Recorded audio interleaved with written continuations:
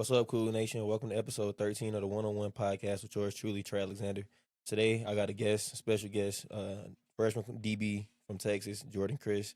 And first question of the day is like, what made you choose BYU, and like, what other offers did you have, and like, kind of take us through the process of what brought you here. All right, I would say, so I went to camps in like the summer last year. My first camp was like Texas State.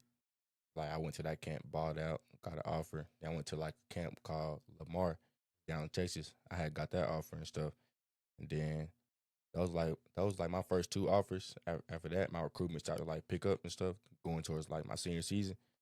Then like I had my senior season, my recruitment, it kind of died down, but it was still like slow. Like it wasn't all the way dead, but it like died down a little bit.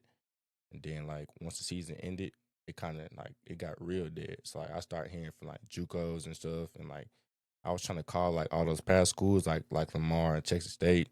I tried to commit there. They were saying spots are full, so it was getting real hectic. So I was talking to JUCOs, some D2s, and I almost went to a JUCO in Texas. It's called Tyler Junior College. It's where Maury came from.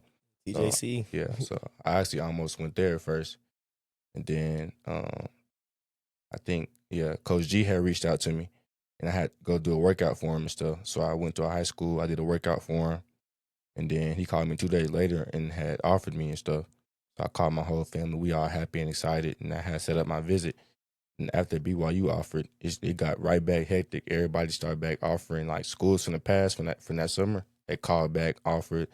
I had like UTEP, Kansas was calling, Missouri State. It was like a whole bunch of schools just calling, and I had only 2 weeks until signing day. So like I was trying to book flights with schools. It was just hectic and stuff. So I went on my first visit to BYU. I took me and my family, and like it was just special. Like all the love they showed towards my family, towards me. It was like a real like brotherhood, like a real family. So like it was like real special to me and stuff. Like I got to hang out with Trey, Maury, like all the DBs. Like it was just real fun and everything. So like after that, I had committed there and shut my recruitment down. And that was really it. Yeah, nah, facts. I remember his visit. This man came to the crib and was like knocked out in the crib, like just Yeah, I sleep. was I was tired. Yeah, he just knocked I out was in the room, tired. just like up there sleeping. I was just like, took him home late that night, got McDonald's. We was kicking the whole weekend, went to the basketball game, took him to the bottom of the rock. Yeah, nah, and it was snowing, I think, if I'm not Yeah, it mistaken. was cold. Yeah, it was hella cold too. I think it was like February or something like that. Yeah, Yeah, it no, was cold. it was freezing. What I was finna say, I know like TJC is hella good junior college though, and like it's crazy about the recruitment part because I already know, like, if you don't know this, but and our fans don't know this, after like that initial like signing day, the early signing day, when teams don't get who they want, or like those guys that they thought were coming, or like grades might have failed or whatever, Yeah. they gotta pick back up, and that's when, like, I mean, you find hidden gems. Cause I feel like more recently too, that's really where like you get people signed early. Cause this ain't start happening till like, I don't know, maybe like 22 or 23. Like you would know, Jake, better than me. What you think? Yeah, for sure. They changed the NIL days. They national letter of intent days back to December instead of where it was earlier than that, right? Because you had people who would sign their letters and actually commit like during the football season and stuff, right? When they pushed that back, it kind of made that second window where it was a little bit more like frantic, like, oh, we don't even have enough guys to fill our roster like we were thinking and stuff like that. So there's kind of almost two recruiting periods. That's what you saw, like McKay Madsen, some of those guys who came to BYU after that period in December, right? All those things, because there's some guys who take it to the very last minute and then sign too. And Yeah. so I don't know. I'm a fan of it. I like it. I think it gives more opportunities for players to go and do their research, do visits, take their time, and do things than before. So Yeah, no, I agree. I definitely say though, I feel like enrolling early the best thing you could do. Just when you enroll early, you just get like a jump start on everything. Like, especially if you come in how I did and you had like a good spring ball or whatever. Like, I came in, I was automatically with the two deeps. Like, I don't think I ever took a rep with the three since I've been in college. Like, unless it was just like extra rep. Like, I needed to. I just wanted to go out there. For the most part, I came in with the threes. I learned the playbook like relatively quick. Like, I never had a problem learning the playbook. You got the college experience, and I was telling them, like, when I came though, I was out the 5 and 7 season, so like I'll never forget. Like, you got it easy because the workouts we had to do when I first got on campus, boy, I was real life like sitting on the edge of the bed contemplating life. Like, we pulling the sled across the field about 4 times back and forth. but we out there doing stuff in the snow. We doing like grip tests and like it was the old weight room, so it was like just iron bars or whatever. But the workouts was crazy, and like we doing hella punishment. They like y'all lost to Oklahoma and Oklahoma State. I'm like, I ain't losing nobody. But I was in high school, Yeah. like bro, it's just I don't know. Like, what do you think the biggest difference is between like high school and college? I would say like the intensity, like everything in college is just fast. If I'm inside like the weight room or the field, like it don't matter where I'm at, like the intensity is fast. Like in high school, everything's slow and laid back. Like it don't matter, like whatever you do, it's fast. Like where it's like running onto like the field, fast. Inside the weight room is fast. Like everything like is just quick. And not fast, especially like y'all know, but Coach Hill a lunatic about that. Like, if you don't run on the field, like he gonna blow the whistle, he gonna make you go back to the sideline like 5 times until you run on the field. Like he don't play like at all. And this whole thing, like he always talks about, he's like, yeah, I know you don't gotta do all that in the games or whatnot, but he was like, I gotta make practice way harder than the game because you get in the games easy. Then we got to drill like we lay down on the ground and like the offense already lined up in formation. So let's say for me, we might be in man-to-man, it might be a man-to-man coverage. The receiver on the other side of the field, so you got to get up, get lined up. You got to process the call, you leverage everything, and just go guard the play. And you probably got 2 seconds to get across the field and line up. And like you might be out of breath, and coaches, we just keep doing it over and over. But when we get in games, especially like offense, like we playing this week, that's like I think last year there was number 4 in the nation, like speed, like the pace of play, yeah. And like we had SMU last year, it was the same thing. It's kind of where we first did the drill, but you do this drill, you get in the game, like it's gonna be easy. Like that's how I know, like Saturday, like we gonna neutralize that offense, like. We gonna be like ready for it. Like I mean, I don't know. It's crazy. And then like speaking of East Carolina, them boys been talking so crazy about us, man. What you think about them, Jordyn? You know, they've been talking crazy. Like, Man, I got a cousin that play wide receiver there, so it's gonna be a good game. But I don't know why they doing all this talking. Like they ain't proving nothing really. So I'm really confused. They ain't beat nobody for real. Yeah, not like real life. Like I ain't even type. I ain't gonna lie. I am the type to talk. I'm not gonna lie, but I'm never the type to just go out my way and talk first. Like it's crazy. Last week they beat Coastal Carolina, and like they talking right after the game on the interview on the field. Like y'all didn't have time to process y'all win. Y'all didn't celebrate y'all win. First thing y'all think of is BYU. Like BYU on your mind. But honestly, like they gonna find out. Like when you get on the field, like it's a whole lot different. Like you can say whatever you want to say when like it's a saying like. That shark look different on TV than when you get in the water with the shark. Like Saturday when they see us, they in the water with them sharks. It's gonna be hard as hell to swim. Like they talk about they gonna do this and that. Then you got to line up in front of Jack Kelly and Keanu and all them boys up front. And they talking about they gonna throw the ball all over the secondary. And when you see Ev and T-Wall and Tommy, Raider, me, Folly, like when you see them boys, Maury, like in the air making them plays, it's gonna look a lot different. I promise you. So it's just like. I don't know, and it's just like even they receiver coach is talking, the head coach talking. I just want to know like why they got that image of the old BYU in their head. Like I don't know, maybe I'm tripping. Did they not watch us play all of last year and this year as well? Like, Dude, I don't know. And in the years in the past when they beat us, they caught us at moments where people were hurt and where things were going down. Like they didn't really catch BYU in their prime. When they beat it. And there's no excuse still. Like BYU lost, they won. Like props to them. They showed up, we didn't. But it wasn't like they got a full taste of BYU in some of those games, you know. So but they'll get a full taste on Saturday, man. It'll be a full strength, healthy, ready to go BYU. You know, I think Puka was out when we played them last time. I can't remember. We were way down the roster on a bunch of our guys that weren't ready to go. So that's not gonna be the case this week. I mean, I got 2 words for him, Jay Hill. Yeah, mastermind. Mastermind. That's why, like, never going into a game, I have never been nervous about anything, never been worried about anything. But just this week, like that man, he had 2 weeks to prepare for you, and not only that, if I'm not mistaken, they've been playing. They played every week like earlier than us. So like the first game they played on the Thursday night, if I'm not mistaken. The second week we played, I think they played. They played Saturday, but they played earlier in the day, so we got to watch them. We had a bye week recently. We got 3 times that we got to see y'all play full on games, and like y'all just like feeling comfortable.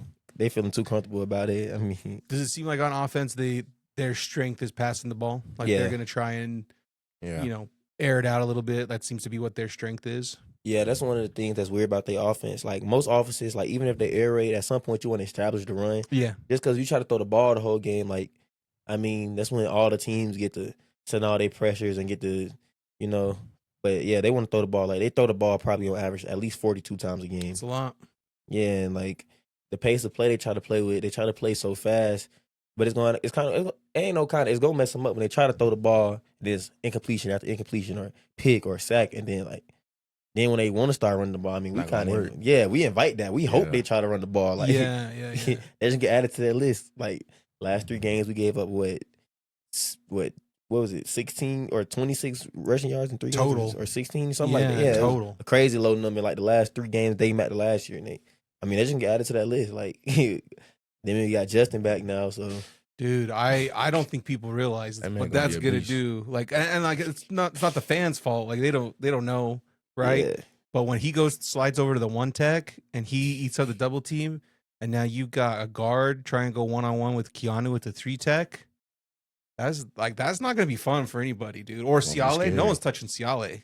Yeah, like, no one's touching Ciale. It's just crazy, like, how deep the roster is. Because, like, with Justin coming back, you got potentially, like, we haven't did this, but if we wanted to, just like off some like Madden like type of thinking, like, imagine putting him in, then you got like Keanu could line up at one edge, and then like Jack and Glass could both walk down. Yeah, and like all the stunts you can bring. Like, you don't want to leave a guard 1-on-1 with Jack. You don't want to leave a tackle 1-on-1 with. You don't want to leave nobody 1-on-1 with none of them boys.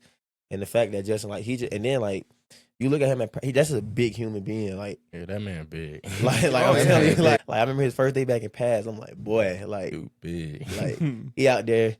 What the coach from Portland State say, a damn centaur? Yeah. I promise you, like, Kirkland, like, built like a statue. Like, you ain't moving that man. It's just going to be like, I don't know. Having him back, he going to have that high energy. Then we got other people like Hunter Clegg. I mean, Lucy. Yeah, Nusi coming back soon. Then not far after that, Jonathan be back. Yeah. So, yeah, I mean, the defense will just keep getting deeper and deeper as those guys get back. Yeah, and then offensive, like we were just talking about before it started, like Tay coming back, like Tay one of like the most natural football players I ever watched. Just like pure talent. You just roll the ball out there. Tay gonna make a play. He gonna make a catch. He can run any route. So like his vertical's crazy. Yeah, no, I tell Tay all the time. He literally catches every pass. Like if the ball in his vicinity, he can catch the pass. Yeah, like he can land out for it. He going up for it. I tell people, like, I just told him the other day when I'm telling you got to stay focused. Like, we really need him, but I feel like I've been telling people in the locker room, like, it's gonna be like technical, like legacy, like year. Yeah. Like, y'all gonna see when y'all see him on the field for the first time, he get his first catch. Like, and he got some speed to him too. Like, he ain't the fastest, but he got enough. He kind of like got that Puka. Like, that's the same. Puka is not known for his speed in the NFL, but he gets behind press man. He can work the zones. He's an all around wide receiver. Yeah. Like, so. Now, Tatum got me some time before. I ain't gonna lie, but I don't be tripping about it. I mean, we practice long enough. I mean, you bound to beat each other. Like, it's practice. But yeah, no, he definitely gonna be one of those people that's like. That's why I'm not worried about the offense at all. Anyway, like, you got Tay coming back, and then LaMason to be back soon.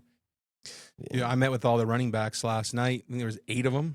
Yeah. Right, and like, dude, the running back room is deep. Like, obviously, LJ and Sione are your dudes, but behind them, I mean, Preston Rex has looked great. Yeah, wavy. Joe Vesta has looked great. Lucky looked great when he got his opportunities at Portland State, right? Like, there's 4 or 5 guys there who can get it done different ways. It's crazy because I don't ever even know if I told the story, but like, even with Lucky and Charlie, like, both of them playing running back. But I remember I first got on campus. I don't even know if you know the story, but I remember his first padded practice or whatever, or like a spring ball. It's low-key cold outside, so like I got my hands in my pants. I'm like, bruh. Well, I'm a 17-year-old kid. I'm like, I don't even want to be here. It's too cold. Like, Coach Hill comes, he's like, oh, Trey, but they don't play football for real in Georgia. You know how Coach Hill be just talking. Yeah, Coach, whatever, but it's cold. I don't even want to be here today.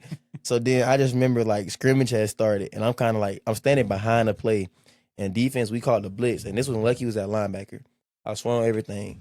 Lucky, like, kind of, like, jumped and timed it so perfectly. As soon as the ball snapped, Lucky in the backfield, that's all you heard. You just see Charlie, like, go back. I'm like, oh my, like, I think that's the hardest I ever seen somebody get hit.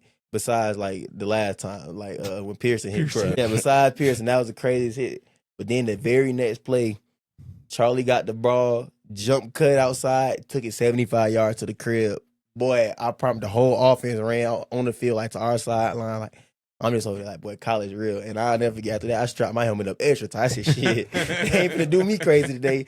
Like, first time out here, like, you really in the fight, but yeah, no, our running back room is hella deep. Like, I literally talked to Coach Woods after we rushed for, I think, almost 500 against Portland State. I'm telling you, I think I said this before, but I literally told him that conversation, like, Coach, just run the ball. Yeah. Like, as a fan of the game and on defense, like, I told them today, or I told LJ this yesterday, like, when the offense can run the ball so good, for one, you give us a break because you chewing the clock and you getting first downs. You know, you slowing the game down. You giving us a break, which, like, I mean, I personally, like, don't need one, but I mean, it helps always. Like, your legs fresh, you on the sideline chilling. And then, like, when you run the ball, you imposing your will against a man. Like, it wears down those D linemen. Like, and when you're in pass pro, your first move is backwards, right? And you're catching that momentum. Eventually, it starts to take a toll on you as an O lineman. When it's run and you get a tee off on those guys and you do it over and over and over again, you stay fresher longer. And now they're the nail, you're the hammer, you know? It makes a big difference. You know, a series doesn't matter. A couple series doesn't matter.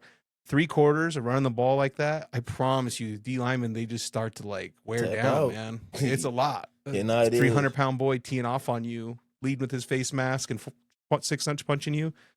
Yeah, that's part of the reason why we so stout in the run. Coach Hill, I mean, he tells us a bunch of great stuff, but one of the things he always talks about, he's like, a passing yard is not the same as a rushing yard. Because, like, you can throw for 400 yards. Like, he used the example, it was Baylor versus Auburn.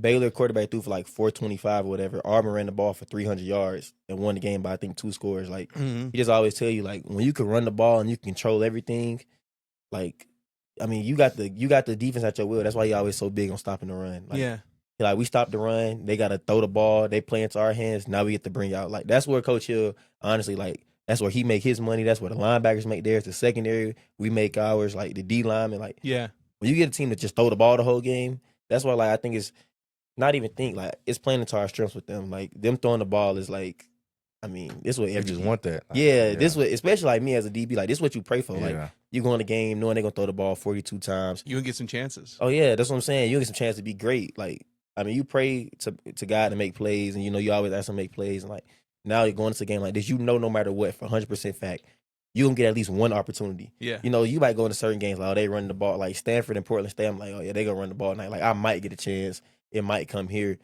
This one, you probably going to get 2 every possession. I'd be, like, crazy, because when I get to think about plays, like, I don't know if everybody do this, but when I think about, like, me making plays in the game, I go envision myself catching, like, 7 picks in one game, like, in my head. Even if I only get 1 or 2 in the game, like, I'm still going to have that in the back of my head. Like, yeah, Trey going for 7 picks. Like, it ain't going to happen. But if it do happen, like, it's just the thought of it. Like, it's always in my mind. Like, it's crazy. But, yeah. What game do you think you most excited for, like, this year? Probably the Utah game. Utah. Then it's at home, too. It's, like, going to be crazy. Oh, yeah, Jay, you got to give him, like, a rundown of, like, the rivalry, the backstory. Oh my gosh, like, dude. Give your, like, best, like, pep talk to him, because he ain't never played in it. Yeah. So he don't know. Dude, so I've been to every single rivalry game except for maybe 2 when I was a missionary, going back to the 90s, right? So I've been at a lot of them, or watched a lot of them if I haven't been at them, right? But, dude, they're absolutely crazy. There's nothing else like it. Oh, you watch the NFL, you're like, oh, you know, the Ravens, they got bad blood with these people. The Steelers, they got bad blood with these people, whatever. You watch, like, oh, Alabama, Auburn, like, they don't like each other. Dude, it's nothing like it. Like, there's the only 2 major sports. You can talk about the Jazz if you want, but we all know how the Jazz have been for the last little bit, right? They're the only 2 major sports in town. Everybody has a side. Like, there's a guy I go to church with. He's like, oh, I like both teams to win. And everyone looked at him like, what is wrong with you? Like, everybody, there's very few people who like, oh, I just kind of want both teams to win. Everybody has a side. It's either BYU or Utah. You go there. Before the game even starts, you'll feel the tension and the energy. People are going to be talking crazy to you. The loudest I've ever seen Lavelle Edwards Stadium is in those BYU-Utah games. Coach G's game where he's famous for getting that pick at the end. There was a touchdown, like speed option to the right up your guys' sideline for a touchdown in that north end zone right before that, the offensive series before that. I couldn't hear the people talking next to me. My ears were ringing for a full day. When we beat them in 2021 at home, I yelled the entire game. I had to get up in church and like conduct a meeting in church, and like I don't think anyone could even hear me on it. Like, I'm telling you, people will yell. They'll stand and they will yell the entire game. Like, it is just nonstop, man. It's absolute insanity. And whatever happens to you in that game, you will hear about it for the rest of your life. Like, the holding call. How many times you guys heard about the holding call that happened last year already? A million I heard about times. it. Okay, go ask Brandon Bradley if his knee was down. You guys know Bradley? Yeah, we already know that story. Okay, like go ask him. He will hear about that for the rest of his life. You guys will hear about that holding call for the rest of your life. Like whatever happens this year, something significant happens this year, you get a pick six to seal it. Like, I mean, Coach G's wasn't a pick six, it was a pick. Yeah, Coach G ain't as fast as me. But like you make a play like that, I promise you, people are gonna buy you chocolate milk or root beer for the rest of your life. You know what I'm saying? Like Yeah. in the state of Utah. So it'll define your time here. So it's kind of crazy. Yeah, no, it is. Like, I know I said this before, but like, I remember that whole day. Like, you always hear about them rivalry games, but boy, when you like in them, like that feeling different. Like I remember pulling up to the stadium, I'm sitting next to Ev on the bus, and Ev just looking at me, he just smiled, he just bobbing his head. And my damn stomach was hurting so bad, like I was finna faint on the bus. Like I just got hot out of nowhere. I got nervous. I took my hat off. I'm on the bus, like my head leaned back, like I'm just like praying. I'm like, God, like. But then as soon as like I remember pulling up, all like a whole side, like we never like at away games, we never had like police escorts for our cool walk. But this one we did. So we had hella police escorts. We had all our fans that was roped off. And I remember walking to the stadium, and it was like an overpass of Utah fans just looking down on you, just talking crazy, just saying all this stuff. Walking to the stadium, it's already packed a little bit before the game. I remember running out and warm ups.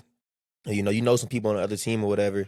I mean, because obviously we go to school like 40 minutes away from each other. Yeah. So yeah, I know some people on the other team just gave each other that look, like we ain't speaking tonight. And I remember warming up, recruits standing behind us, and I just tell them like, if y'all want to win, come south, like come to Provo, like we win ball games. Utah don't. Like I just remember that whole night, like just talking crazy. I remember there was a fan sitting right behind our bench talking crazy the whole game. Like they was calling us all type of names. They was talking crazy. Like I remember sitting in there and seeing the flags waving, them boys running to the sideline talking crazy, and like every play felt like somebody was trying to kill you. Like when I say hitting, like I done been hit before, but I'm telling you, in them games, it's just pure like anger and violence in every hit. Like, bro, them games crazy. Dude, like I got Utah fans who we're friends with. Like we will take their kids to school, they will take our kids to school. Like we trust them with our kids with each other, and they're like, "Hey, can you get me some tickets to the BYU Utah game?" And I have some tickets, I could get them. Like I have a couple. I'm like, nah, dude, sorry. Like that's too far. I love you. I'll let you take my kids I'll leave my kids alone with you at your house. Like I trust you. I fully trust you. Will I help you get into LaVell Edwards Stadium for the rivalry game? I will not. I will not do it. Like I'm telling you, it's a different level of thing. And they're great people, but that's not happening. Yeah, no, I'm looking forward to it though, cause like you just experienced it a little bit of like how LaVell be turned. But for one, we haven't even played a conference game yet. Yeah. And then two, the first one we play at home is gonna be a Friday night. So it's gonna be turned whatnot. It's general conference weekend, so some people going to sleep early. But that Utah game is the next one we get at the crib. I mean, it's homecoming, so you're gonna have hella alumni coming back. Like, I honestly think they're gonna have to bring in extra seats for that game. And like that's gonna be my first time playing. Like I'll be starting in that stadium in that game. Like that, I mean, shit. I'm looking forward to it though, especially like when I'm on the field, because we defense on the field. Like you ain't gonna be able to hear yourself. Like I'm looking forward to it. I ain't gonna lie. I'm not trying to like intimidate you or anything. It is the funnest game ever. Nah, facts. Like honestly, and it sucks to lose it, right? Obviously, but sometimes even when you lose, you're like, dang, that was a crazy game. Like you know what I mean? Like in the past when we've lost them, but I'll tell you when you win it, bro. Oh yeah, boy. I went with the owners of Chubby's to the SAB to like welcome the team back. We got there late. I guess there was probably 12,000 people already at the SAB. Yeah, I remember you was texting me about it when we was on the way back down. Yeah, all these people were waiting. And then we get out there and like I didn't stick around very long, but like when you guys showed up, like Will Ferren's like crowd surfing with Cosmo and like it's just it's a different game, man. And then we won the last one in LaVell. That same kind of party like happened on the field, right? Yeah, they stormed the field. Everybody rushed the field, stormed the field, and there's some sick photos of like just blue all the way down from the stands into the field. We were walking out of the streets. There's people just like screaming, yelling, lighting off fireworks in the middle of September. Like it's wild, bro. Nah, facts. You win that one, bro. You legendary. Like I remember winning that one last year, especially the way we won. Like, bro, it's literally a video of me on TikTok. Like, it was a fan. They was talking crazy. I jumped off the table when Will kicked it because, like, anytime last year that we had like did something good, I was always standing on the table. So like Darius had caught the game winning catch out on top of the table. So Wilson I think kicked I the seen field. that one. Yeah. Yeah, you So- was going crazy. So in my head, Wilson kicked the field goal. I'm like, I'm finna go stand on the table. I was like, maybe it's good luck. He made it. I jumped down. I ran to the sideline. I was like, yeah, y'all talking crazy. Like, I was just pointing at the fans talking crazy. And then like a fan had said something to me, but then I had walked to the left and seen another fan talking crazy. I pointed at him. I said, yeah, that's what y'all was talking about all night. Like I was going crazy. Then the fan looked at me and dapped me up. I was like, yeah. He was like, yeah, Tre. Yeah. I was like, yeah, go cool. It's like we like, I mean, I had a choice of words, obviously. And I remember like coaches was talking crazy. Like I'm saying, bro, that game's different, boy. And I think it's always intense. Like obviously, I've not been to one that was not intense. I've seen cheerleaders fight fans, like male cheerleaders fight fans in the stands. That's crazy. I've seen fans fight parents, players in the stands, and then the player get involved in the stands because they're fighting his dad in the stands. I've seen people kicked out of their seats before the game even started because they were talking crap and pushing and shoving. The game hasn't even started, and there's like police are there taking fans out. I've seen all of this firsthand since I've been a kid going to these games.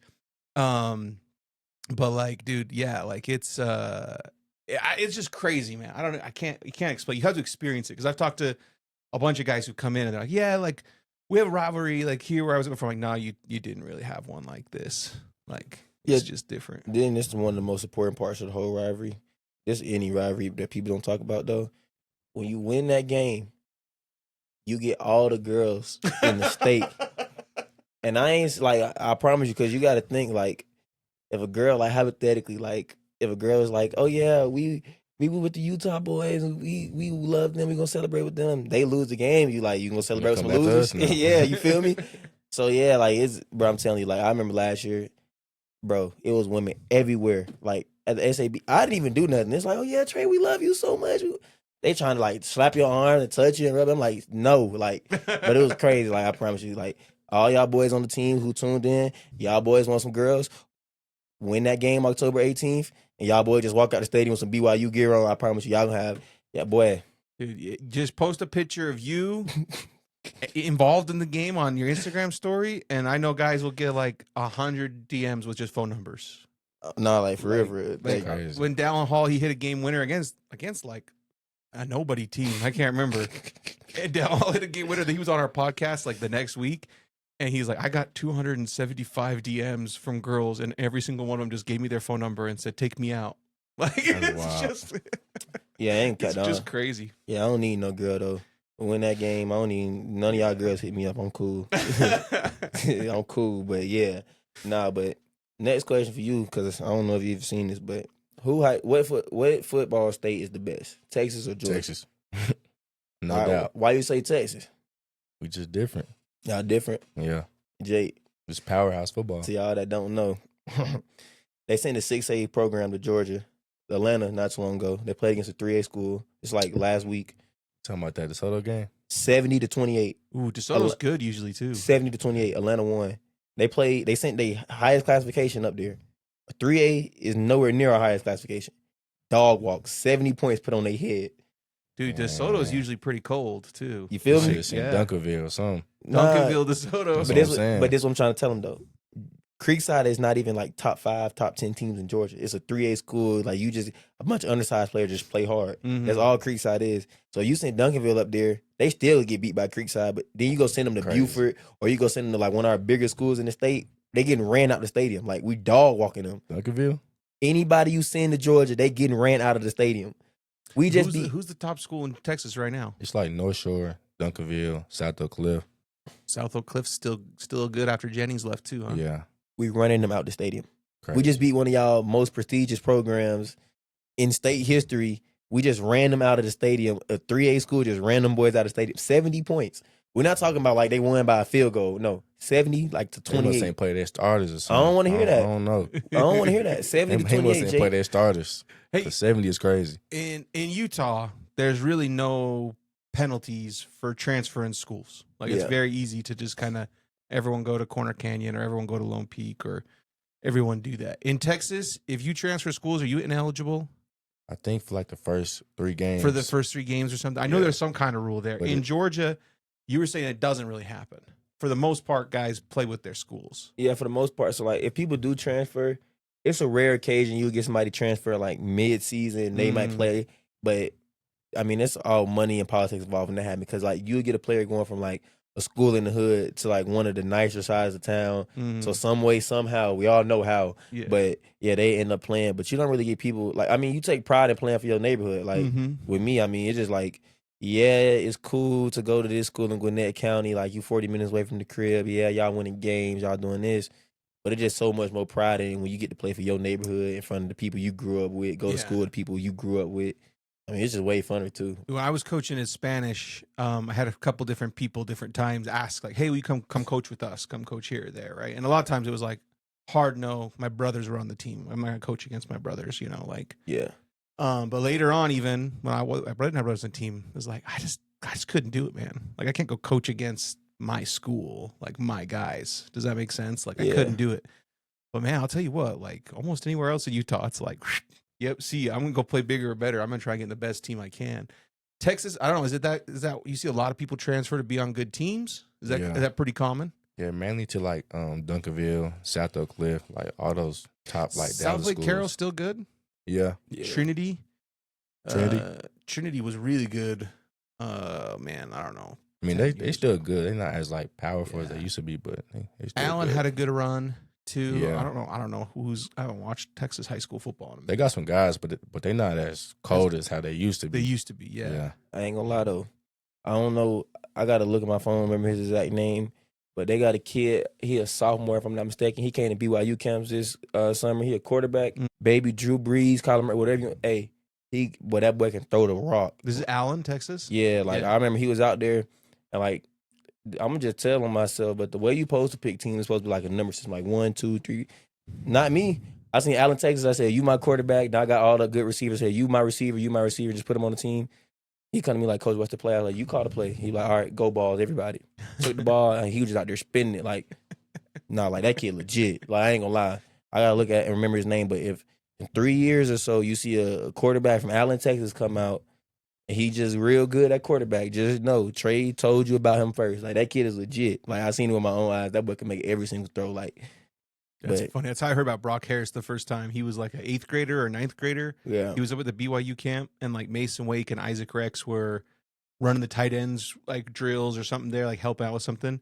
And then Mason came over to my house like the night or two after that. He's like, "Dude, there's a 9th grader who I think would start for us." I'm like, "Shut up, Mason. There's not a 9th grader who would start at BYU." He's like, "Dude, I'm not joking. I think there's a 9th grader. He'd at least rotate in." Like he's, he, at that time, I don't know how tall he was in 9th grade, but he's over, 6'2", 6'3", and fast and strong. I was like, "Shut up, Mason." He's like, "I'm going to find out his name. I'm going to tell you." And then Mason texted me a few days later. He's like, "His name is Brock Harris. And I'm telling you right now, he would start for us right now in 9th grade. So I'll tell you, sometimes you just know. Yeah, some guys are just different. It's another one too from that camp. Kid, he played corner and receiver like a 7th grader, like, if I'm not mistaken, Kyron Majors. That man can, like, he's like 7th grade, but you could just tell when somebody legit. And I remember telling Coach G and them, I was like, by the time you get to college, I'm be in the league. If y'all need the NIL bag, just call me. I said, I'm personally delivering it to him. Like, all right, hey, forget everything. Like, he just get the NIL deal, like my brand or something. Like, yeah, telling you, like, whatever he need, if y'all need anything, y'all coming up short, if a school offering more, just call me. Because, no, that kid legit. Like, I'm telling you, he lined up at receiver going crazy. He lined up at DB going crazy. The kid was in the 7th grade. And he going against, like, 10th, 11th graders, like, and just out there dogging them, like, faster than them, beating them in all the drills, running smooth routes. His back pedal clean. He making plays on the ball.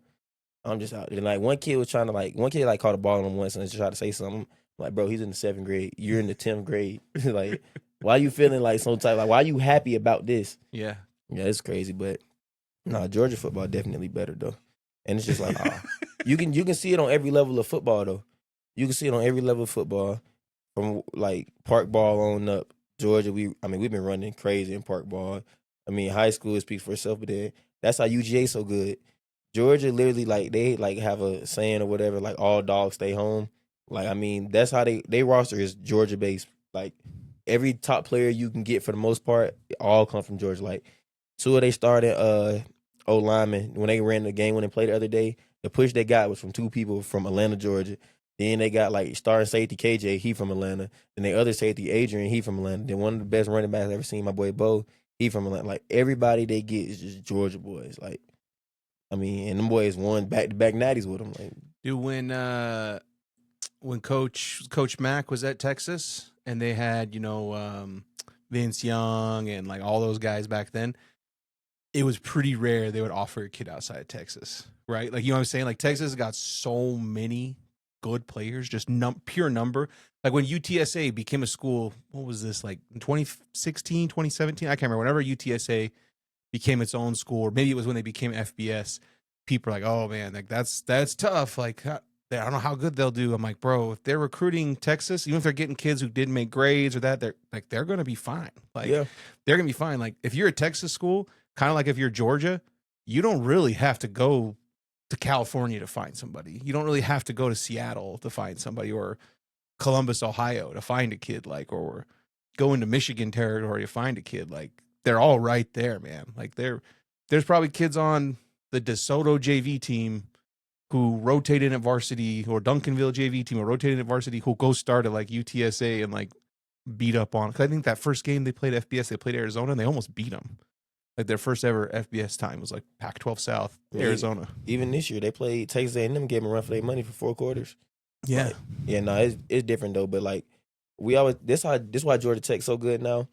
They recruit in state so well, and they're not going out of state unless they're going to get a 4 or 5 star caliber. They type got a kid. real need for somebody. Yeah, and that's how Georgia is the same way. Like, everybody they get from the crib is going to be, you a dog already. And then if you go out of state, like, they start running back. He from Cali, I think he was a 5 star, or like, for example, Brock Bowers and them. Like, when they go get somebody, they go get a guy. Yeah, like, yeah. They not, because like, I mean, even if you don't have, like, let's say the most athletic, he's not the most stars, he don't have this or that. Like, football in your blood down there. I tell people, like, in the South, like, football is a religion. Like, it truly is. Like, from the time you born to the time you die, like, you gonna be involved in football in some way.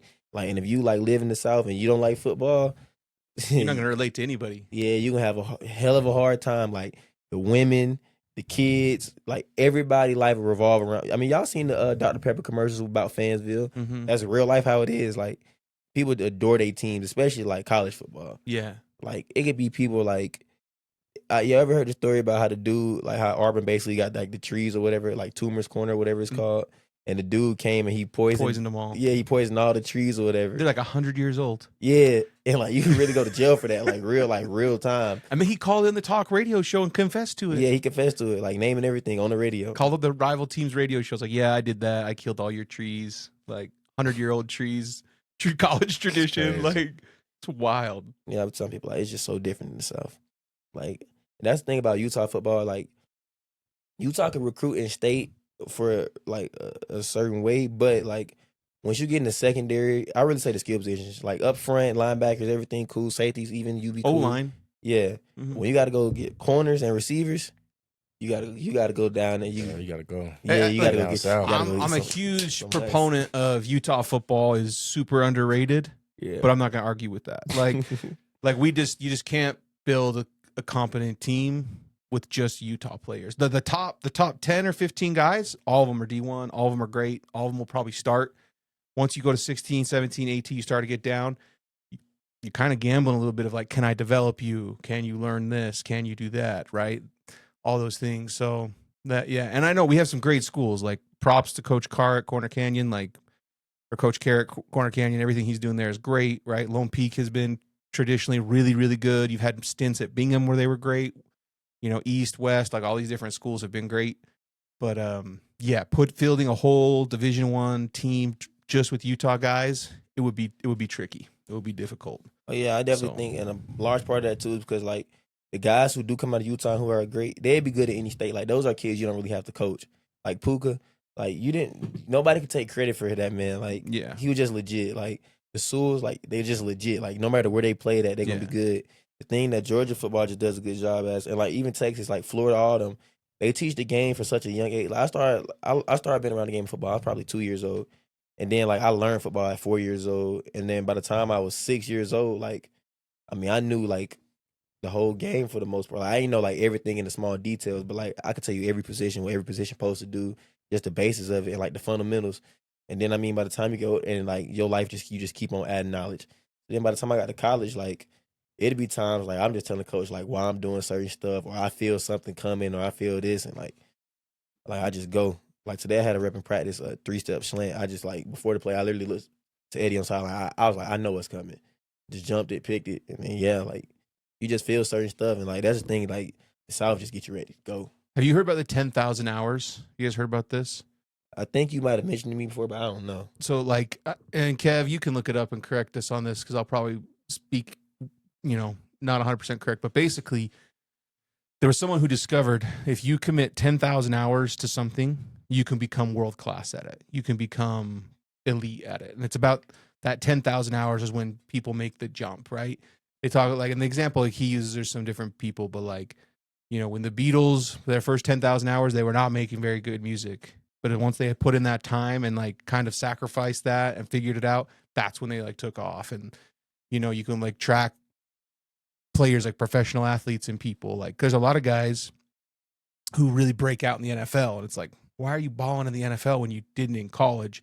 Like, well, maybe they only played 3 years of football their entire life. And now they get it. Like it clicks. But if you start your 10,000 hours at age 2, right, versus a lot of guys in Utah will start playing tackle football maybe 4th grade, 5th grade, 6th grade,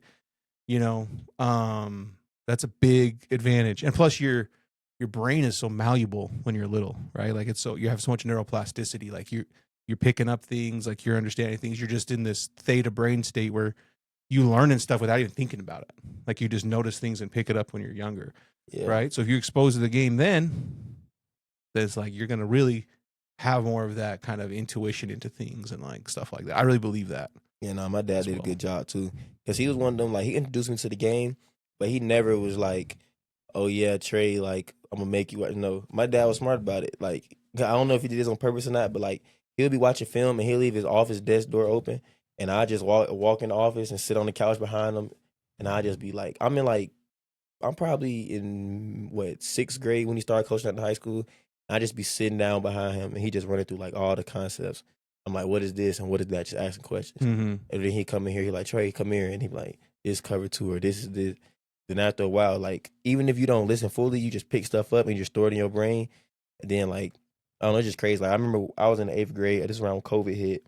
My dad he was introducing me like what a speed turn was for the first time. And I'm like, man, it's stupid. Like I ain't never gonna use it in the game. Like this is the stupidest thing ever. Like, and my dad when he coached me, he was always in the press box. And the first play that I got that pick 6 on my senior year, I drove on the post, speed turn, picked the ball off, and like they asked my dad, like, you happy? He just looked at me and just started smiling. Like, as soon as the game was over, I already knew it was coming. He was just like, you told me it was never gonna happen. You was never gonna need it. And it just happened so naturally too. It's like when it happened, I was on the field like throwing a whole fit about it. I'm like, man, I don't do this, man. It's stupid. I just want to backpedal and just go for it. He's like, no, I'm telling you. And then, but it's different. Like football is. Jordan, when did you start playing football? I was 5. 5 years old. Yeah. See, I don't know if you can even get in the league. Like if I wanted to sign up Nolan for tackle football, he's almost 5. I don't think there's even an option for him to do it here. Yeah, I started when I was 4. So yeah, I mean, it'd be legit too. Like, and then my dad, we was playing up, so we was like 4 and 5 playing 6U, and then I mean, eventually like it evened out into our age or whatever. But I don't know. It just been. And then my dad put me on the D line at first. Like, what position you played when you first played? I played running back. Yeah, see, I was on D-line. So my dad was all just about toughness. Like, no matter what you're going to get, you're going to be tough. And then, as a kid, that's when Oklahoma drill was, like, real, like, prevalent. Yeah, it was real popular. Man, boy, you lay on your back and you get up. Yeah, I hit mean, each other. You be in line trying to see who you going against. You try to figure out who's lined up with you. Yeah, you be 1, 2, 3, 4, 5.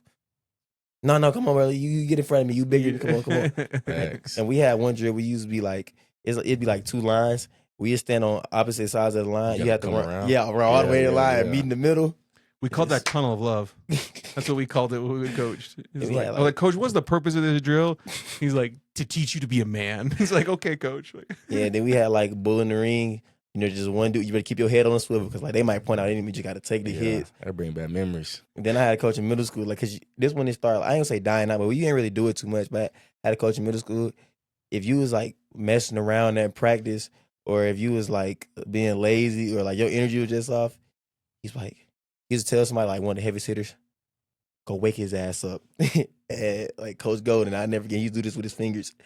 Boy, that'd be the loudest hits I ever seen. Like the hardest hits. Like One dude knocked the biggest dude on the team on his back one practice.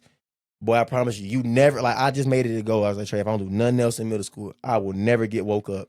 Like, it would never happen to me in practice. Like, that's just crazy. Like, yeah, nah, that's just crazy. So by the time we get to college, you just be so used to it. It's so tough. It's just like, nah. If you play any sport besides football, what would it be? Track. Here you go. He think he fast, Jake. Faster than Trey. You run the 100? Yeah, 100, 200, 400. Which And I did like all 3 relays too. What's your 100 time? 10-8. 10-5. I only ran it like once my senior year. I only ran it once my junior year. I have a theory, and you guys can tell me. I feel like Coach Hill, he goes to the South, he goes to Texas, he goes to Georgia, he goes where he likes Texas and Georgia, and he just looks up 100-meter times for people who play football, and then he'll go watch tape. And I think that's how he finds. I don't know. It's just a crazy theory I have, but it wouldn't surprise me if that's what he does sometimes. Because how many DBs we have that run like sub 10-8, 10-8 or lower? Yeah, like, like 10-5. The whole room. yeah. Ever ran a 10-4. Marcus ran like a 10-3 or 10-4. The only one that I'm skeptical about is Maury. Just because, like, Maury is fast, but when we bring up track, he be talking about the hurdles. And, like, don't get me wrong, he hella fast, especially 40 yards. But I don't know if that 40 could hold up in 100. So if Maury see this, like, he'll be like, oh, yeah, Trey, like, yeah, we could race in 100. I'm going to beat him. Like, I know for 100% fact. Just because he just run too strong. Like, you can last for 40. You ain't getting me 100. So, but nah, we definitely, like, top to bottom, pound for pound. We have the fastest DB room in the nation. Yeah.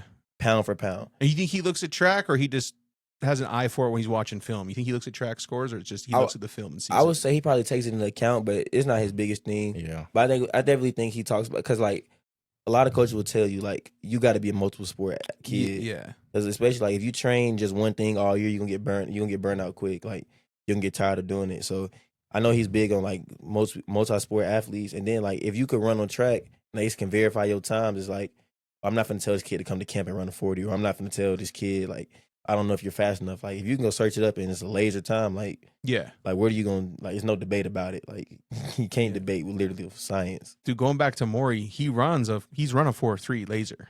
You know, 40, right? Yeah. That's pretty crazy, man. Nah, Maury fast. Like, don't get me, that's what I say, 40 yards, he fast. Mm-hmm. But if me and him race 100, I'm beating him. Yeah. Yeah, I just know he can't hold it for 100 yards. That top end speed. Yeah. I don't want to trash Tommy while he's not here, because I prefer when we trash Tommy when he's here. No, You should call him and trash talk him. But what's Tommy's 40? Because Tommy like was talking about his 40, and you were like, well, let's go 100. Let's go 100. Is Tommy's 40 pretty fast? Forever. Forever? I'm just playing. Tommy actually, like, we do it like flying gates or whatever. Yeah. So we, like, sometimes run 10 yards acceleration. Sometimes it might be 30 or 40. Tommy actually was fast or whatever. And, like, he be rolling. Like, he got a lot. Like, the whole summer he was running fast with me or whatever. But my knee was hurting. I just kept telling, like, my knee hurt. But towards the end of summer, like, I just felt good again. And Tommy had said something to me. He was like, yeah, Trey, like, you can't mess with me. I went and ran the fast time him, like, on command. I was like, all right. And then I was just back. But no, Tommy actually is fast. Yeah. I believe. I just was wondering how. Yeah, he probably, like, flying gates, for example, like, our times the fastest time I think ever ran like a 0.92, and then Maury runs like a 0.93. I ran, I think my fast time was a 9.4, 9.5. Tommy's like 9.5, 9.6. So he's right there. Yeah. Like, he's right there. Yeah, no, and like the whole DB room, like, everybody flying. Like, I ain't never seen, like, that's the fastest room I ever been a part of for sure. Like, even Cannon fast, like, Kato fast, and KD weigh almost like KD's a big boy. He almost 210. 225. Yeah, real talk. Like, He looks almost like a Packer. he had on the 17 jersey that said, boy, Jack, y'all look like twins today. Like, real, like, nah, KD huge. Yeah. And, like, I'm saying, like, everybody in the room can go. Besides Coach G. Yeah. He not fast. But he did tell me, though, when he caught the pick, he said his knee was hurt. So he's like, he had went out the game or something that came back in. He's like, he's playing on the hurt knee. No, I think he really was. I think he got subbed out before that drive. Yeah. So he told me that. But I was just like, G, like, I tell G something, like, if that happened, I get the pick, like, I'm going to crib. He's like, oh, for sure. Like, G one of them coaches, like, he a player's coach. Like, G just love you. Like, he'll even tell you before the game, he like, man, I still get the same feeling I got when I was a player. He'll talk to you. And then he'd be like, I might cut you out tonight. but just know I love you. So It's like, tough coaching.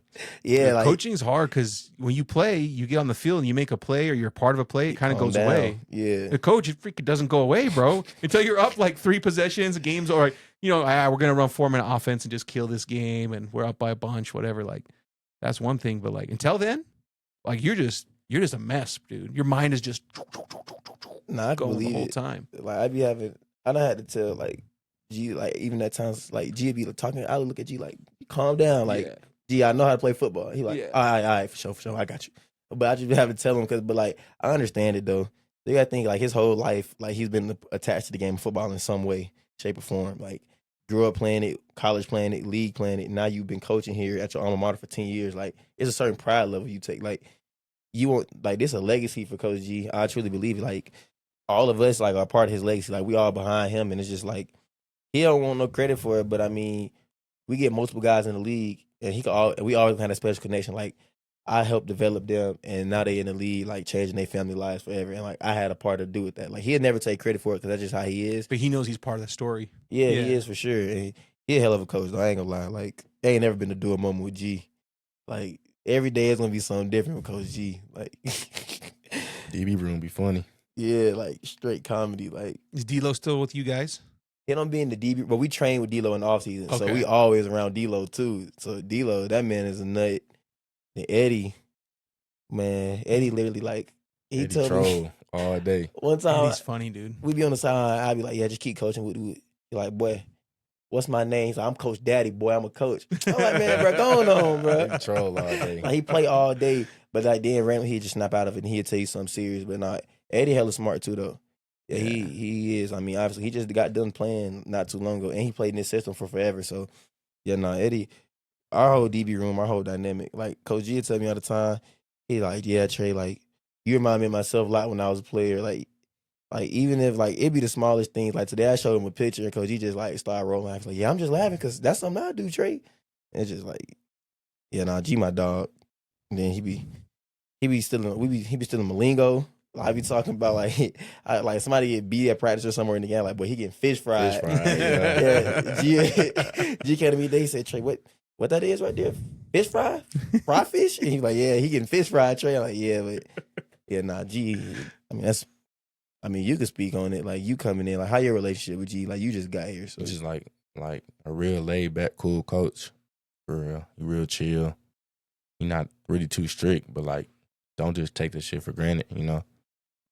yeah, fact. You sound like G right there. I promise you, like, cause G, like, I mean, it's a pitch to any recruit that want to play here. Like, when you play in Coach G like room, he can give you full leeway if you want to press, if you want to play off, like if you want to play a certain technique. Like G never take away like your feel for the game and like your understanding of the game. Like he like if you can play a certain coverage or a certain technique and you just master it and you just good at it, do what's good for you. That's how G is. The only time he'll say something to you is if you getting killed. Like if you doing your way today working, he gonna change it. Or like if it's 3rd and 20, he gonna like you're not pressing. Like or if it's like 4th and 1, you pressing. Like that's the only time. But other than that, he don't care what you do. As long as you make plays, he don't really like he don't overcoach you either. Like you know, some people like they might get a pick or whatever. The coach will be like, "Oh, but you threw your right hand up before your left hand. You should have did this." No, G not gonna overcoach you. Like, I mean, you make plays, you making plays. Like, it's only so much you can coach. Yeah, but yeah, Coach G the GOAT for sure. You guys have any predictions for East Carolina? Any goals or predictions you feel comfortable sharing? I don't want you to breach any confidence. As far as like the score, or just like defensive goals, offensive goals, special teams goals, anything. 42-0, we going to block a field goal. We going to crib a field goal. Evan Johnson will be the one cribbing the field goal. We going to have at least 4 sacks. He going to throw us at least 3 picks. We going to run the ball down their throat.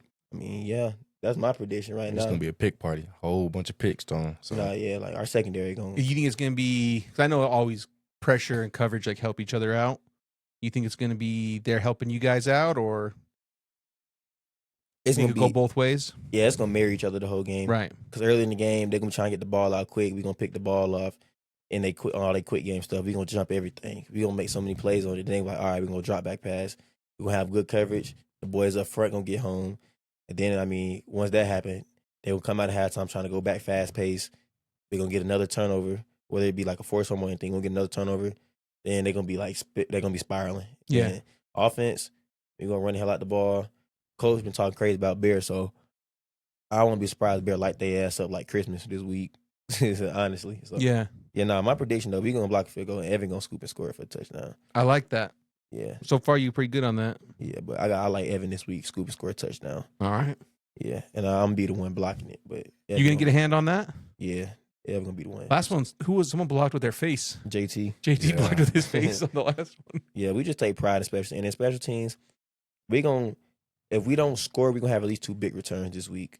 Yeah. Especially on kick return. But I mean, we just take so much pride in special teams. I think that's just like what separates our program from a lot of others. Like Coach Pop does a great job of showing you like how if you have this starting field position since Kalani's a head coach, it's like a 92% chance that we win ball games or like we win almost every game or we're undefeated. So Coach Pop just shows you all the little intricate details. Him and Dylan, they just come up with everything, and I mean they show you, and you just be in a meeting like, yeah, we gotta do good on special teams. And then Coach Hill makes you play special teams if you're harder. So it's just like your best players on the field at all times. So Yeah. we gonna light them boys up. I'm excited for it, man.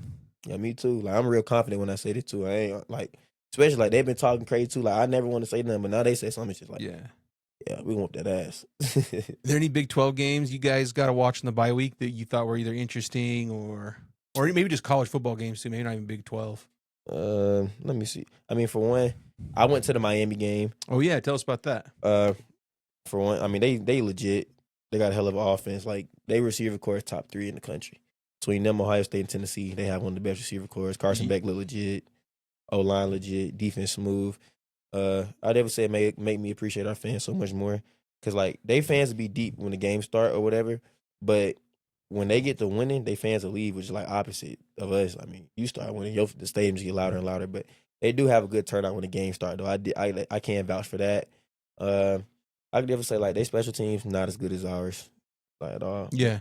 But their team is legit. Like, I got a D lineman, Ruben Bain. Yeah, he gonna be a first round draft pick. They got a lot of first place votes this week from a lot of voters. No, Miami look legit. They look good. Yeah, no, they did what honestly, like I brought that game because they did what you're supposed to do. Like once a team, like we in a similar situation, a G5 team, looking to knock you off, got some momentum right now, talking crazy. I mean, you just because they had a shutout, right? Yeah. They shut out Coastal. They had a good win. Like they do. They have some momentum right now. They got some confidence. Yeah, like South Florida had the Florida win and Boise State win, so they came in with all the confidence. So it's kind of the same situation. Like Miami handled business like they were supposed to. Like when you're the pick as a favorite, like you just go in there and handle business. So that's a game that stood out to me for sure. Like I mean, they did everything they were supposed to do. Yeah, and then I mean they put up 50 points. Yeah. What'd you do during the rain delay? Oh boy, the rain delay was the most boring thing ever. Believe it or not, I was texting Key during the rain delay. Like I'm in there like sitting in the concession stand, but like they're not really giving you updates on like when the game first started. I'll text Key, I say, bro, what are they saying about the rain delay? He texts me back like 40 minutes later, like, twin, they say 7:06 start. I was like, all right, so 7 o'clock, I went back to my seat, and then but I was bored to death. Like the rain delay was crazy boring. Like, cause I'm so used to being on the field, so I'm like in my mind, I usually be in the locker room. Like I'd be in the locker room chilling, we eating snacks, watching film. But you in the stands, like you a player, like it just like it's weird. Like you so used to being the center of attention. Nah, I mean you just a fan. Like it's just different. I ain't gonna lie, it's a different experience. Jordyn, did you watch any games this week? Yeah, the Texas A&M game. Yeah. Yeah, that was a real good game, real close game. Yeah. You guys watch any Big 12? Let me see who played, because I did watch a game. I saw the end of the Arizona and Kansas State game. Did you see that review? No, I didn't even see the review. Like, dude, it was 10 minutes. It legitimately took them 10 minutes to review a spot on the field. Yeah, no, I didn't get to see that one. I seen the West Virginia versus Pitt game. I saw some highlights from that. I didn't get to watch much games at all this week, but I did see some highlights from that. Good for West Virginia, man. Yeah, Iowa State had a hell of a scare this week. Yeah. Only winning by 8 points. And then they had to win, like it was last second. I mean, it was up 17-16 for most of the fourth quarter, but, like, they were playing Arkansas State. Utah, I ain't even going to speak on them. They fans, we going to speak on them. Them boys only had 3 points at halftime versus Wyoming. People texting me, like, I'm getting texts like, Trey, you see the score? Woot, woot. I'm not stunned. Like, I'm at Miami watching the game, and then you just see this. I'm just like, it just popped up in the corner of my eye. It was just like, it was funny. It was comedy. I ain't gonna lie. Like, it was hilarious. It was, and the Arizona State, them boys over there playing backyard ball. Like, I seen like a bunch of the highlights people kept posting or whatnot. But I mean, I watched some Big 12 games, but Houston beat Colorado. I I thought watched Colorado. that. went yeah, much I was better. gonna say I watched forgot because that game was on Friday. Yeah. You Mhm. know, the D lineman Carlos, he from Atlanta. Yeah, he cool people. I know him, but he a dog. Mm. Like I remember he was making play. He was flying around the field. Like the only big touchdown run they had was when he came off the field. He was hurt. He came out for a play, touchdown. He got back in. Colorado couldn't move the ball, Yeah. and it's crazy because Colorado got some talent in their receiver room or whatnot, but just like they team just almost like not bought in almost. Like it just Yeah. seemed like they're not bought into what Deion doing, and like he was just like he didn't believe that they'd go to Houston and woo get beat like that. But it's just like shit, I could believe it. Like you could just tell by the energy and the way somebody like Coach always like you got to take pride in like when you run on the field, you gotta want to be there, and they do not look like they want to be playing football. Them boys be on the field looking dead. Yeah. And, Yeah, they got to figure it out, man. They got to figure it out fast, or it can be a long season. So yeah, they got to figure out fast. Or next Saturday gonna be like a Yeah. sleepover. It's gonna be Gonna a be long night. It's gonna be a long night. Gonna be a sleepover next Saturday. They don't figure it out fast. And I'm talking to them crazy from the time we walk in to the time we leave. Because last year they wanted to try to talk crazy. So I mean, I'm waiting for them to say something to us though. I ain't gonna go out my way. But yeah, like ECU, I'm walking in talking crazy. I ain't gonna lie. They've already talked. Yeah, they already said. Yeah. And like I always tell people, like whenever this stuff happens, because Stanford happened like this, I always tell Coach G, like, because I talk a lot. People know that. I always tell them, like, I said, boy, they done got me started. They done gave me a look. And then, like, we got to fly. So y'all know, we usually fly on Delta. But since we're flying out of Greenville after the game, we got to fly American Airlines down there. American Airlines, if I'm not mistaken, don't have the TVs like Delta. Yeah. So the comfort of the flight already not the same. So I'm getting pissed off at just thinking about it. Like, we can't take our normal trip plans, and like I'm kind of a psycho about this, but like I'll look for all the little small stuff to just piss me off. Like somebody can like smile at me the wrong way, and I'm already heated about it. But in fact, we got to take another airline, like guard our way, and like we got to leave less people because it's a smaller plane. So we going down there instead of like 85, like normal non-conference, we're going like 74. Yeah. So like some of my teammates can't go, and you know I know they want to go and travel. They thought they could travel, so I mean it just pissed me off. So Yeah. just going to the stadium like this week, like we gonna whoop that ass. Like I'm honestly like pissed off, and they already started talking. So They already opened the door, man. Yeah, They they started already talking. They already started stirring it. So yeah, they had a little raindrop. We just gonna be a damn flood. Like I love it when they talk first. Yeah. So, yeah, no, That's why a part of the reason I miss Key. When you get up from the O and the D from Trey and Key, that was a good That's combo. literally what I told people when he left. Though I was like, forget all the plays. I was just like, the energy. Like Key, one of them people though. Like I talk jump to people, but bro, Key was different, bro. Like it could be somebody minding their business or something, and Key will like walk up to him, well, I'm gonna bum your ass today.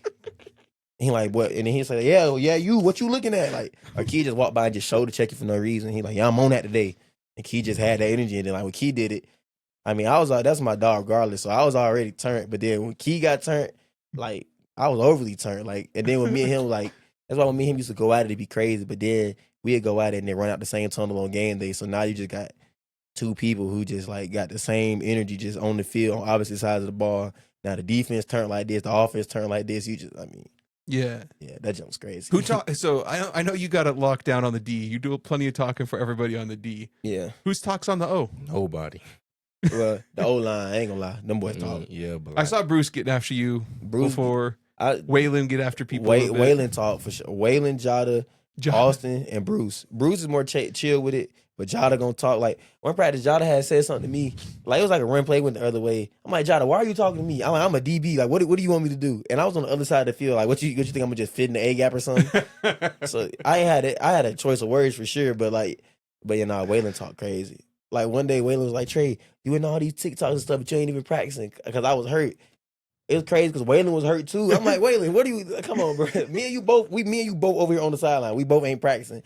And then like Austin, he'll talk crazy. Like he already told me like, yeah, Trey, this week I'm gonna talk crazy to him. He's like, I'm getting this skin. So you think they get mad? I was like, yeah, I got your back. You my. I don't care what you say to him. Like, but yeah, nah. It's some people who talk. And then I just waiting for the day somebody just piss Bear off. Yeah. Like, the way they head coach been talking, though, I just hope it just light a fire on him this week. He just imagine he just go Baker Mayfield on him doing the coin toss or something. He just got his. Now my boy ain't gonna do all that, but it would be crazy though. Yeah. Yeah. I think it's funny you guys said Bear talks in practice. No, he do. Because when you have him in podcasts, you have him in normal setting, he's very like just chill. And Bear be doing all types of this man was today after practice, man was in the locker room singing Chris Brown, like dancing. I'm like, bro, go on out my face with all that, bro. He in there trying to dance and stuff. I'm like, bro, go on. He play all day though. Like he do his personality shine for sure. Yeah, that's good. He outgoing for sure. Yeah. Everybody love that man. It's our quarterback. We're gonna protect him for sure. And I'm just also like I be thinking, I'm just waiting for the day like somebody hit him late out of bounds. Like if ECU did it, I'm gonna get up off the bench and like I'm gonna spear somebody out on the sideline. And then like you don't never get a flag for it either. So I mean it'll be turned. It's crazy though because I be looking for the stuff like that just to do because sometimes during the game you just be bored and you just want to like start something. But yeah, they somebody touch my quarterback. Gonna be hell. Oh yeah, all hell gonna break loose about him and about Will Ferren. Yeah. Yes, especially somebody hit Will. Now I'm a real life crash out on the field. Like it's gonna be up. Like I would sprint on the field and like level somebody about Will. Like I don't care. Is Will the best kicker in all the country? Yeah, if Tennessee had Will, they would have been partying and singing Rocky Top all night long the other night. hey, they would have been singing Rocky Top. They would be singing Rocky Top right now if they had Will. It's crazy because like I was going for Tennessee to win, and I seen the kick. Like, I'm just like, there is no way. And I'm just like, they like this junk crazy. I'm just so used to my kicker just being automatic, and it was like a 43-yard kick. For Will, that's like that's chip shot. That's Will can kick that and turn his head the other way, and like we can go celebrate before the ball go in. And the kicker, like, he knew he was dead wrong because when he kicked it, he knew it wasn't going in and try to look at it like it was on curve. Man, the wind ain't that damn strong in that stadium. Like, wind ain't finna make the ball curve 10 yards back inside. So, but Will the GOAT. Yeah. Nobody's better than Will in the nation. Yeah, dude. He's pretty good. We had Sam Vanderhaar on, and Sam was like, yeah, dude, when we got across the 50 in Utah, I was like, oh, we're only a few yards away from being in range. Kevin and I were like, wait, what? He's like, oh, yeah, he kick him for like 60 plus, like no problem. Yeah, like, what the heck? You're the Cowboys kicker. You can just get to your 40 and you're probably chilling. You're chilling. Yeah, no, that's how it is though. Like Will legit. Like I remember in the bowl game, the one he hit from like 50, was it 54 or 56 before that time? It's 54. Oh, this year, last year bowl game? 54. Last year bowl game. Yeah, so I remember we was on the sideline talking. And he was like, Trey, they talking about we gonna punt it. And he was like, I went to coach, like, Coach, come on, Coach, you know who I am, and just started smiling. And then he went out there and I seen him kick it. But I didn't realize it was from that far, like on the field. Yeah. I see him kick the ball, but that ball's good from about 65.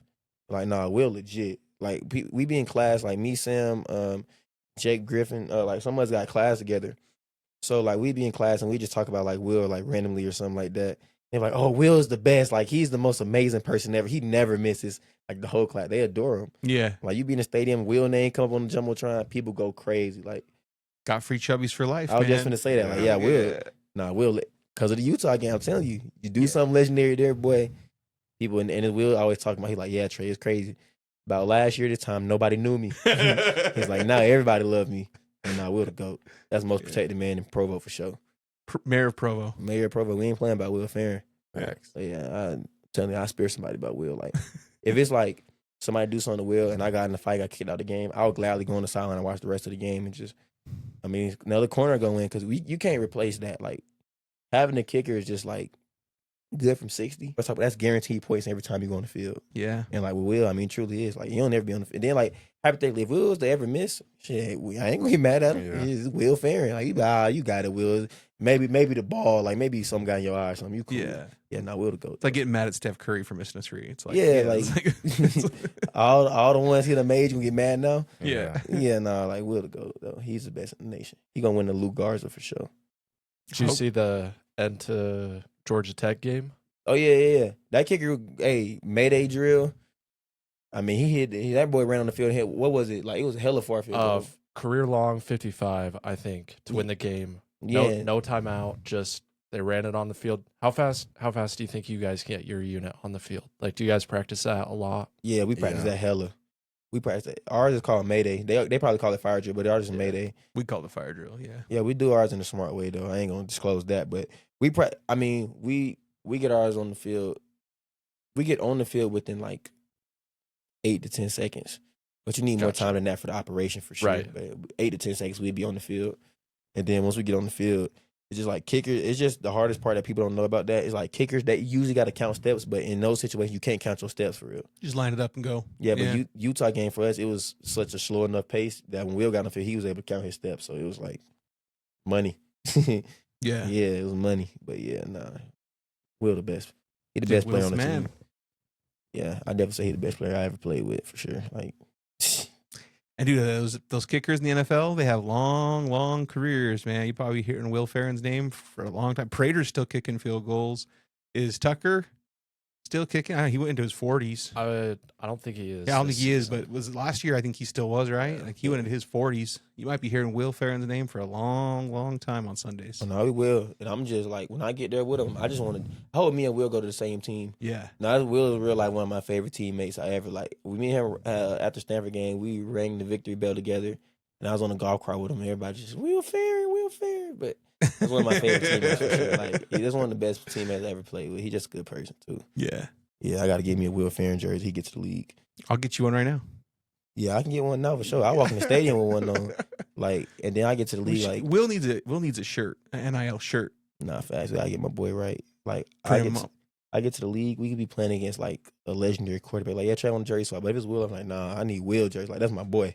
Like real life. Like, The 44. yeah, him and Sam though. Sam, Dude, Sam's hilarious. yeah, nah, Sam is boy. He's comedy, and Sam legit too. Like his points this year, Sam been money. Like Stanford game. I mean that we talk about complimentary football, but that point he pinned him on the 2-yard line. Like, I mean, without him it wasn't happening. So You get a safety. Yeah. He scored 2 points. yeah, Like, no, he did. if you think about it.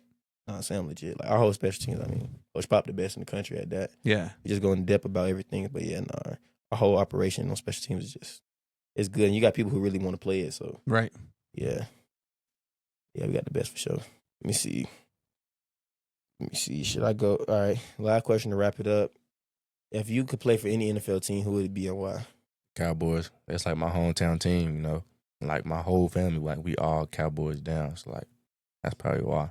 So how you feel about y'all boy? Because like y'all boy been sucking recently. Michael Parsons got traded. Jerry Jones tripping. I don't know why he did that. Yeah, nah, they would have had to come steal him from me, boy. If I, Yeah, that's what I'm saying. Like, I'm not trading no Michael Parsons. Yeah. You can't trade a game changer. Like, you can trade guys, but you can't trade a guy. Like, somebody can just, like, and then, like, Dallas feel crazy. They lost Luka and they lost Michael Yeah, Parsons in the year. same year. Boy, I know that feel like a gunshot to the chest. You lose 2 dogs like that in the year. What trade you think was worse, Luka or Micah? Micah. I say Luka. Micah was worse. You gotta think, And though. Jerry be acting like he don't even care for real. Jerry doesn't care. Yeah. I don't know. When Luka happened, though, people was really real life calling Nico Harrison a terrorist. Like, and they traded him to the Lakers, so it's crazy. But it's crazy. The NBA all corrupt though, because there's no way they knew they was gonna get Cooper Flag. There was just no, like, they had to know for that trade to happen. Yeah. Like, you don't just trade away Luka Doncic and then you just get Cooper Flag and then Anthony Davis and now you got Kyrie all on the same team. Like, They will not show the lottery balls, man. They will not show those. lottery, Just show it. the lottery, the stupidest thing to me. Yeah. Just go off the worst records, like the NFL do. Just go Yeah. off the worst records, and then you don't have that problem. In the NFL, I feel like teams can rebuild quick unless you're the Browns. But like other than the Browns and the Jets, like teams seem to rebuild faster because of that. Like you have a bad year, it's like okay, you get a chance to really pick who you want. You know? Yeah, then it's stupid too with like the Browns, like, because they just had a good year. They got hella talent. Oh yeah, The Browns hella talented. They just can't seem to get right. yeah. So yeah, nah, I don't. And then the Jets, I don't know what to say about the Jets. Yeah. Yeah, the Jets been sorry since I was a kid. I remember I watched the Mark Sanchez butt fumble live. I was at my granddad's house, and I seen him run into his butt live and fumble the ball, and they scoop and score or whatever. So yeah, the Jets been sorry my whole life. Hey, you want to wrap it up?